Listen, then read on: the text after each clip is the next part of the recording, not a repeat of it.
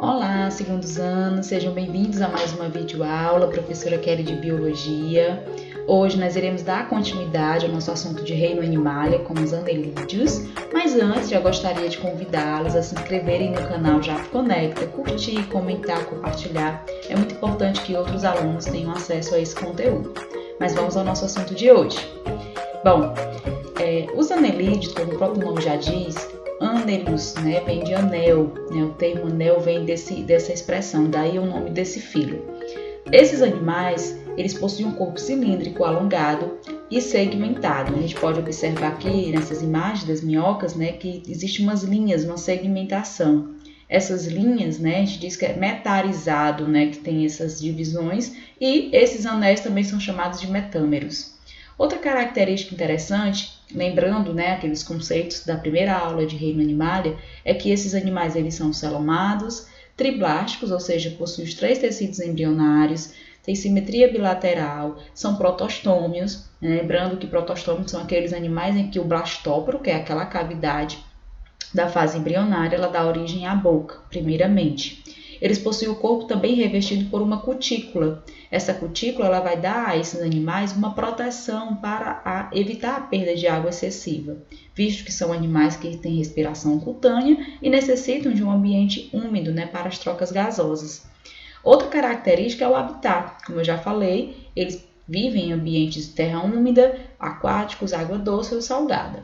Os principais representantes são as minhocas, as sanguessugas e os poliquetas. Aqui nós temos 2 representantes, uma minhoca e uma sanguessuga, e a gente pode ter uma visão geral da estrutura desses animais. Primeiro, a presença dos anéis, ou metâmeros, que vai definir, caracterizar esse filo. Outra característica importante é a presença das cerdas, essas cerdas é o que vai dar a classificação, nós veremos mais à frente. Outra informação importante é a presença da boca e ânus, que são duas estruturas que vai dar a esses animais um sistema circulatório completo, sistema digestório completo.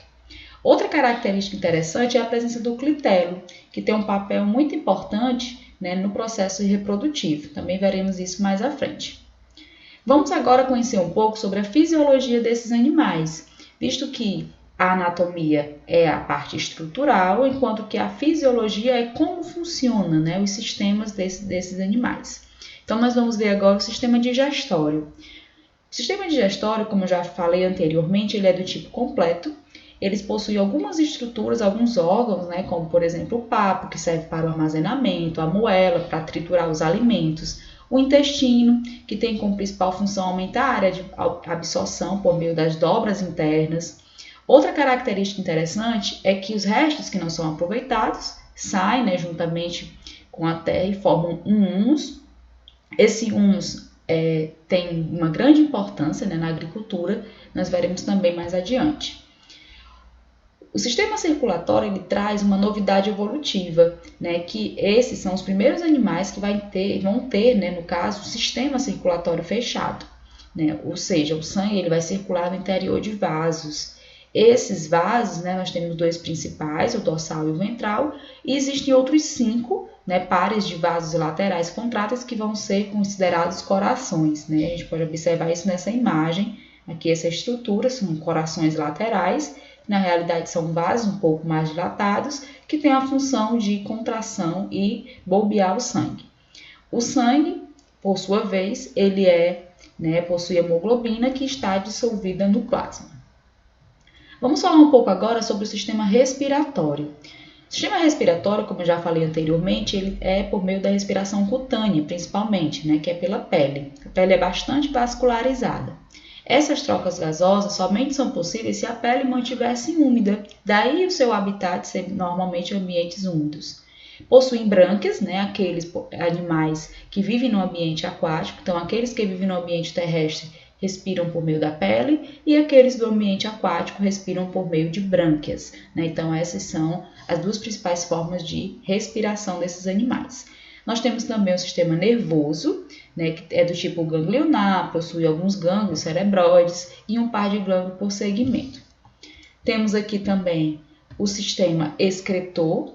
O sistema excretor basicamente se dá por meio de metanefrídeos, né, que são estruturas que vão fazer o processo, né, de produção da excreção, da principal excreção, que é a amônia, e a ureia também como complemento. Quanto à reprodução, esses animais eles têm algumas diferenciações. Vamos aqui falar um pouquinho sobre os poliquetas. Mais à frente falaremos da classificação, mas já adiantando, é um grupo de animais, né, que tem várias cerdas. Então, esses animais eles vão ter o sexo separado. Apresentam fecundação externa e desenvolvimento indireto, ou seja, existe uma presença de larva, um estágio larval. Toda vez que a gente for falar em desenvolvimento indireto, é porque existe uma fase de larva. Quando a gente fala em desenvolvimento direto, é porque não existe um estágio larval. O filhote já nasce bem semelhante aos seus pais e o que vai ser quando adulto. Nós temos aqui também a reprodução dos oligoquetas e dos hirudinhos. Oligoquetas e hirudinhos são as minhocas e as sanguessugas, respectivamente. Elas são hermafroditas, ou seja, elas têm os dois sexos. Porém, elas necessitam fazer a sua fecundação, a gente vai chamar de fecundação cruzada, em que há uma troca mútua de material genético. A fecundação é externa e o desenvolvimento é direto. Ou seja, as minhocas elas já nascem no mesmo formato que vai ser quando adultas, né? Só com um tamanho reduzido. Aqui nós temos o momento em que está ocorrendo o processo de fecundação cruzada, ou seja, a troca mútua de material genético. Essa região mais clara a gente vai chamar de clitelo, é uma região do corpo em que é mais clarinha, né? E ela produz uma substância, um muco, e esse muco ele vai ajudar a nutrir, né, aquelas células germinativas, embriões, por um período. Que nós temos ainda, né, a presença, no momento em que ocorre a troca, né, de material genético, troca do esperma, visto que as duas, né, têm os dois sexos, o testículo e o ovário. Depois esses óvulos saem, né, esse muco, eles saem e ajudam, né, na fertilização e liberação aqui no solo. E em seguida, depois eclode e são liberadas as minhocas, os filhotes. Vamos à classificação. A classificação desse grupo é basicamente em três partes, né? Nós temos os poliquetas, os oligoquetas e os hirudinhos. Conhecendo um pouco sobre eles, vamos lá. Os poliquetas, né, são, esse termo poli significa muitos e quetas, pelos ou cerdas. Os poliquetas são aquáticos marinhos, né? Alguns são sésseis e possuem parapódios de onde partem as sedes, né? Que é o parapódio de onde partem as cerdas. E aqui nós temos alguns representantes. Esses poliquetas, eles são do ambiente exclusivamente aquático, tá certo? E aí podemos observar aqui o próximo grupo, que são os oligoquetas. Os oligoquetas, eles são representados pelas minhocas. O termo oligo significa poucos, enquanto que chait, né, ou queta, significa pelos ou cerdas. As minhocas são os seus principais representantes, elas não têm os parapódios, têm uma cabeça diferenciada, são terrestres ou aquáticos, maioria de água doce, e fazem a fertilização cruzada. Outra classe são os hirudinhas, ou os hirudinhos, que são aqueles representados pelas sanguessugas. Os hirudinhos, eles não têm cerdas, né? Aqui podemos observar anteriormente que as minhocas elas têm poucas cerdas, que aqui é uma imagem mais distante. Os hirudinhos, eles não têm cerdas, são desprovidos de cerdas e parapódios. Eles vivem basicamente na água doce, possuem ventosas na região ventral, né? Que vai ter aí um auxílio na questão terapêutica. Temos aqui agora, né, falar um pouquinho sobre a função das minhocas no meio ambiente, a importância das minhocas. As minhocas, elas têm alguns papéis importantes. Primeiro, a questão do adubo orgânico, né, o humus, que é riquíssimo em nutrientes para o solo. As minhocas, elas também cavam galerias, elas, ao cavarem galerias, elas vão fazendo espaços, né? E esses espaços vai tornar o solo aerado, ou seja, permitir a entrada de oxigênio.